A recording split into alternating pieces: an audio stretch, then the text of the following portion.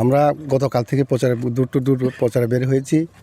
প্রচারে বের হওয়ার পর যারা আমাদের গণদেবতারা রয়েছেন তারা আমাদের পক্ষে অনেক রায় দেওয়ার জন্য তারা বলেছেন।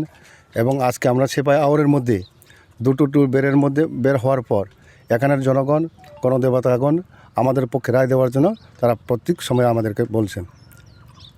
মানুষ কোন কোন বিষয়গুলো আপনাদের সামনে তুলে ধরছে? মানুষ বলছে কি আপনাদেরকে?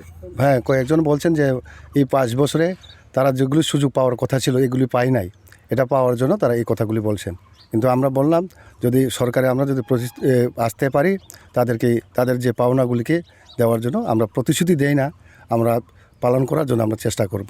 মানুষ কিছু আপনাদের কাছে কিছু দাবি দেওয়া করছে যে বামফ্রন্টের সরকার হলে আমাদেরকে এই সমস্যাগুলো আপনাদের কিছু বলছে কি মানুষ? হ্যাঁ, বলছেন যে ওই অনেকেই গড়ের কথা বলছেন যে গড় নাই, যদি আপনারা বামফ্রন্ট সরকার আছে গড়ের ব্যবস্থা করার জন্য এই কথাগুলি আমাদেরকে বলছেন।